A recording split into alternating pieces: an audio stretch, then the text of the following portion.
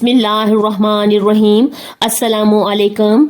आज का हमारा टॉपिक है कौम लूत का अजाब, हज़रत लूत का वाक़या। एक ऐसी बदबख्त और नापाक कौम जिसने रूहे ज़मीन पर एक ऐसे गुनाह को आजाद किया जिससे पहले कोई कौम इस गुनाह में मुब्तला ना थी। ये कौम कौन सा ऐसा गुनाह करते थे जिससे उसको दुनिया की बदतरीन कौम कहा जाता है। वो गुनाह कौन सा था जो ये लोग करते थे। ये लोग इस गुनाह में कैसे मुब्तला हुए, इस दुनिया में हम जिन्स परस्ती की इब्तिदा कैसे हुई, फिर अल्लाह तबारक व तआला ने इस कौम पर आग और पत्थर का अजाब क्यों नाजिल फरमाया। इस कौम के बदबख्त लोग जो पत्थर बना दिए गए थे वो आज भी कहाँ मौजूद हैं, जो दुनिया के लिए इबरत का निशान है। इन तमाम सवालों का जवाब आज की इस वीडियो में आपको मिल जाएगा। अगर आप चैनल पे न्यू हैं तो चैनल को सब्सक्राइब कर लीजिए, वीडियो को आखिर तक देखिए। हज़रत लूत अल्लाह ताला के बरगज़ीदा नबी थे। आपके वालिद का नाम हारान था। आपकी पैदाइश अराक के शहर हुर में हुई। इस शहर में हज़रत इब्राहीम का मस्कन था। दरअसल हज़रत लूत के वालिद हारान हज़रत इब्राहीम के सके भाई थे, यानी हज़रत लूत हज़रत इब्राहीम के भतीजे थे। चूंकि हज़रत लूत के वालिद बचपन में ही इंतकाल कर गए थे, लिहाजा हज़रत लूत को हज़रत इब्राहीम ने बेटा बनाकर पाला था। आप हजरत इब्राहीम पर सबसे पहले ईमान लाने वालों में शामिल थे। आप हजरत इब्राहीम के जमाना में अहले सदूम की रहनुमाई के लिए नबूवत के मनसब पर फायज हुए।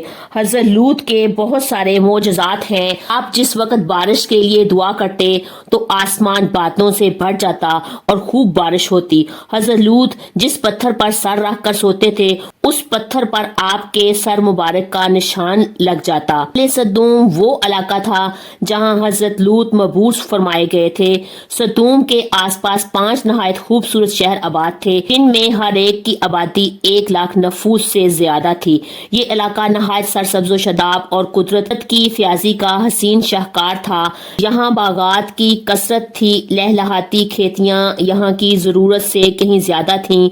उर्दन, शाम और इसराइल के दरमियान बसा हुआ ये इलाका नहायत ही जरखेज था। यहाँ तरह तरह के अनाज, फल, मेवे बकसरत पैदा होते थे।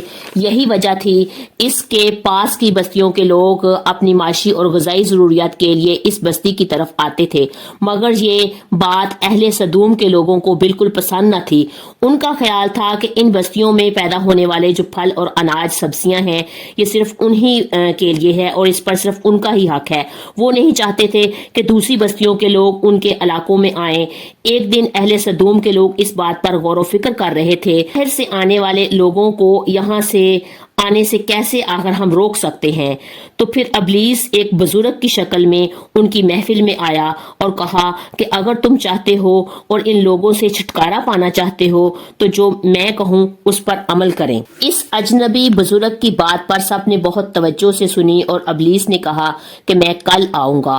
दूसरे दिन अबलीस एक खूबसूरत लड़के की सूरत में आया और उन्हें अपनी औरतों की बजाय मर्दों के साथ फेल बद करना सिखाया।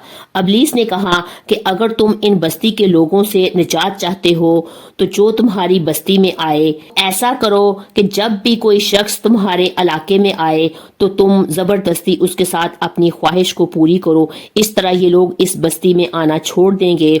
नफ्सियाती ख्वाहिशात के लिए मर्दों से बदफेली इस कौम का दस्तूर बन गया था। बेहयाई आम हो गई थी। हुक्मरान, सरबराह, हर तबके में, घर घर में ये फेल फैल गया था और भरी महफिल में ये लोग इस फहाशी के काम को कर कर खुशी महसूस करते थे। कोई भी महफिल इस काम के बगैर अधूरी समझी जाती थी। खासकर मुसाफिरों में से कोई लड़का होता तो ये लोग उसे अपना शिकार बना लेते। तलमूद में लिखा है कि अहले सदूम अपनी रोजमर्रा की जिंदगी में सख्त, जालिम, धोखेबाज और बद मामला थे और कोई मुसाफिर उनके इलाके से बखैरियत नहीं गुजर सकता था। कोई गरीब होने की वजह से उनकी बस्तियों में से रोटी का एक टुकड़ा ना पा सकता था। ऐसा होता था कि बाहर का आदमी कोई उनके इलाके में अगर पहुंच जाता तो वो फाकों से मर जाता। उसके कपड़े वो उतार कर उसकी लाश को बरहना दफन कर देते। अपनी वादी को उन्होंने एक बाग बना रखा था जिसका सिलसिला मीलों तक फैला हुआ था। इस बाग में वो इंतहाई बेहया حیائی کے ساتھ علانیہ بدکاری کرتے تھے۔ لوط نے انہیں توحید کی دعوت دی اور بدکاری کے اس گھنونے عمل سے توبہ کرنے کا حکم دیا۔ حضرت لوط نے کہا کہ تم بے حیائی کیوں کرتے ہو؟ عورتوں کو چھوڑ کر لذت حاصل کرنے کے لیے مرد کی طرف مائل ہوتے ہو۔ حقیقت یہ ہے کہ تم احمق لوگ ہو۔ حضرت لوط اہل سدوم کو دن رات واضح نصیحت کرتے تھے، لیکن قوم پر ان کا کوئی اثر نہ ہوا۔ وہ انتہائی فخریہ انداز میں یہ کام کرتے تھے۔ انہیں حضرت لوط کا سمجھانا بھی برا لگتا تھا، لہٰذا انہوں نے صاف صاف کہہ دیا اگر تم ہمیں اس طرح سے برا کہتے رہے اور ہمارے کاموں میں مداخلت کرتے رہے تو ہم تمہیں اپنے شہر سے نکال دیں گے۔ حضرت لوط نے نصیحت اور تبلیغ کا سلسلہ جاری رکھا، لہٰذا ایک دن اہل سدوم نے خود ہی عذاب الہی کا مطالبہ کیا۔ اللہ تعالیٰ نے اب تک ان کے اس بدترین فحاشی اور بدکاری کے باوجود ڈھیل دے رکھی تھی، لیکن جب انہوں نے حضرت لوط سے ایک دن کہا کہ اگر تم سچے ہو تو ہم پر عذاب لے آؤ، لہٰذا اس پر عذاب الہی کا فیصلہ ہو گیا۔ اللہ نے اپنے خاص فرشتوں کو دنیا کی طرف روانہ کر دیا۔ یہ فرشتے دراصل حضرت جبرائیل علیہ السلام، حضرت میکائیل علیہ السلام اور حضرت اسرافیل علیہ السلام تھے۔ پھر یہ فرشتے حضرت لوط کے گھر تشریف لے گئے۔ حضرت لوط نے جب ان خوبصورت نوعمر لڑکوں کو دیکھا تو سخت گھبراہٹ اور پریشانی میں مبتلا ہو گئے۔ انہیں یہ خطرہ محسوس ہوا کہ اگر ان کی قوم کے لوگوں نے انہیں دیکھ لیا تو نہ جانے وہ ان کے ساتھ کیا سلوک کریں گے۔ حضرت لوط کی بیوی کا نام وائلہ تھا۔ اس نے آپ پر ایمان نہیں لایا تھا۔ وہ دراصل ایک منافقہ تھی، وہ کافروں کے ساتھ تھی، لہٰذا اس نے جا کر اہل سدوم کو یہ خبر دے دی کہ لوط کے گھر میں نوجوان لڑکے مہمان آئے ہوئے ہیں۔ یہ سن کر بستی والے دوڑے دوڑے حضرت لوط کے گھر پہنچے۔ لوط نے کہا اے قوم، یہ جو میری قوم کی لڑکیاں ہیں یہ تمہارے لیے جائز اور پاک ہیں۔ اللہ سے ڈرو، مجھے میرے مہمانوں کے سامنے رسوا نہ کرو۔ تم میں سے کوئی شائستہ آدمی نہیں ہے؟ حضرت لوط کی بات سن کر لوگ بولے کہ تم بخوبی واقف ہو کہ ہمیں تمہاری بیٹیوں سے کوئی حاجت نہیں ہے، اور جو ہماری اصل چاہت ہے اسے تم بخوبی واقف ہو۔ قوم لوط کے اس بے شرمانہ جواب سے اندازہ لگایا جا سکتا ہے کہ وہ فعل بد میں کس حد تک مبتلا ہو چکے تھے۔ حضرت لوط کی قوم ان کے گھر کی طرف دوڑتی ہوئی آئی۔ حضرت لوط نے گھر کے دروازے بند کر دیے اور ان نوجوانوں کو ایک کمرے میں چھپا دیا۔ اس بدکار لوگوں نے آپ کے گھر کا گھیراؤ کر لیا اور ان میں سے کچھ گھر کی دیوار پر چڑھنے کی کوشش کرنے لگے۔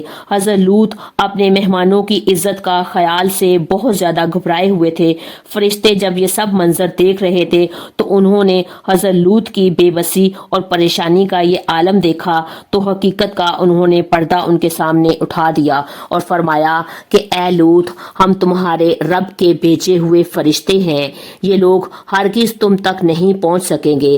ابھی کچھ رات کا حصہ باقی ہے، تم اپنے گھر والوں کو لے کر چل دو اور تم میں سے کوئی بھی شخص پیچھے مڑ کر نہ دیکھے۔ اہل سدوم حضرت لوط کے گھر کا دروازہ توڑنے پر بضد تھے، لہٰذا حضرت جبرائیل نے گھر سے باہر نکل کر اپنے پر کا ایک کونا انہیں مارا، جس سے ان کی آنکھوں کے ڈیلے باہر نکل آئے اور ان کی بصیرت زائل ہو گئی۔ یہ خاص عذاب صرف ان لوگوں کو پہنچا جو حضرت لوط کے پاس بدنیتی سے آئے تھے، مطلب ان کے گھر آئے تھے۔ حضرت لوط حقیقت حال جب جان گئے تو وہ مطمئن ہو گئے اور اپنے گھر والوں کو ساتھ لے کر رات میں ہی نکل پڑے اور ان کی بیوی بھی ان کے ساتھ چل پڑی۔ لیکن کچھ دور جا کر وہ واپس اپنی قوم کی طرف پلٹ آئی اور قوم کے ساتھ ہی جہنم رسید ہو گئی۔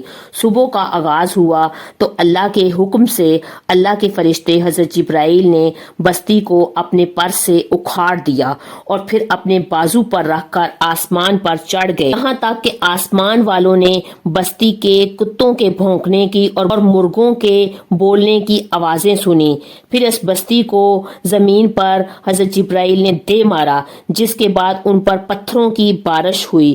ہر پتھر پر مرنے والے کا نام لکھا ہوا تھا۔ یہ پتھر ان کو لگتے تو ان کے سر پاش پاش ہو جاتے۔ صبح سویرے شروع ہونے والا یہ عذاب اشراق تک پوری بستی کو نیست و نابود کر چکا تھا۔ قوم لوط کی اس خوبصورت بستیوں کو اللہ تعالیٰ نے ایک انتہائی بدبودار اور سیاہ جھیل میں تبدیل کر دیا۔ اس کے پانی میں رہتی دنیا تک کوئی فائدہ نہیں اٹھایا جا سکتا تھا۔ سمندر کے اس خاص حصے میں کوئی جاندار مچھلی، مینڈک وغیرہ زندہ نہیں رہ سکتے تھے، اس لیے اس کو ڈیڈ سی یعنی بحرہ مردار کہا جاتا ہے، جو اسرائیل اردن کے درمیان میں واقع ہے۔ ماہرین آثار نے 10 سال کی تحقیق اور جستجو کے بعد اس تباہ شدہ شہر کو دریافت کیا تھا، اور تحقیق سے پتہ چلتا ہے کہ اس شہر میں زندگی بالکل ختم ہو چکی ہے۔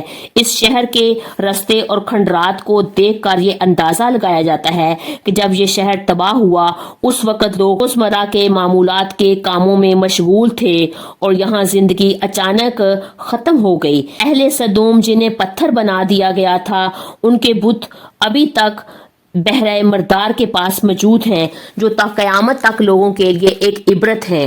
آج یورپی ممالک میں انسانی آزادی کے نام پر اس بدکاری کی اجازت دی جاتی ہے، اس فحش عمل کو فخریہ سمجھا جاتا ہے، مگر حقیقت یہ ہے کہ ہم جنس پرستی بالکل فطرت کے خلاف ہے، جس سے انسانی معاشرہ تباہ و برباد ہو جاتا ہے۔